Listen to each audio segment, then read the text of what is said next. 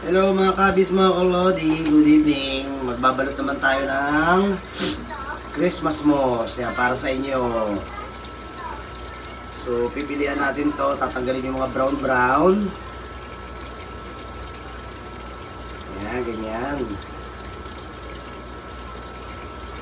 I-repack sa inyo mga boss para pag pumunta kayo rito naka-ready na pag kailangan nyo ng Christmas moss. So, ito yung medium cup na ginagamit ko, pasuk, para hindi naman kayo masyadong marami, hindi rin masyadong kaunti. So, tapos hihimay-himay siya ganyan. No? Ayan. Tapos pagka may mga brown, pipiliin, tatanggalin natin yung mga brown. Pero minsan, hindi ko na nape-perfect ha. Kaya kung sino makakabili, kayo na bahalang magtanggal pa na ibang mga brown.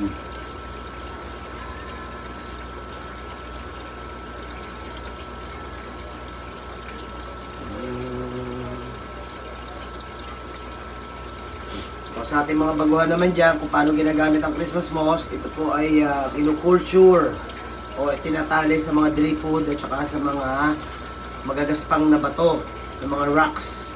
E iba naman, ginagamit sa aquaterrarium. O basta may moist, kailangan to para mabuhay. 8 hours lighting, underwater po siya, dapat to normal temperature or mas malamig ang ilaw. At pagka tinali nyo siya sa mga bato or sa dripwood, kailangan 1 layer lang. For example, ito po siya, manipis lang. Yan siya, oh. Ito kunyari yung bato. Ilalagay nyo lang 1 layer. Yan, oh. Isa. Tapos hanggang sa mapuno nyo na siya. Ayan, ganyan. Okay, tapos tatalian nyo na ng sinulid. Okay? Ngayon, silipin nyo maigi kung saan yung pinakamaiitim na part. Yun yung ugat. So, yun yung itatapat nyo doon sa inyong mga bato or sa dripwood, okay? Kasi yun yung ugat eh. So, pag kumapit na yung ugat doon sa bato or sa dripwood, lalago na po yan. So, ganun lang po siya, okay? Ganun lang pag-maintain, pag-alaga ng moss. Huwag masyado malalakas ang ilaw pag sa moss kasi low-tech lang naman to. So, pag malakas ng ilaw ninyo sobra, kinakapitan din siya ng mga hair algae, mga cotton algae. So, para malinis naman siya, maglalagay naman kayo ng mga algae eater. Tulad ng mga shrimps, mga flying fox or tinatawag sa Siamese algae eater fish. So ganun po yan, okay?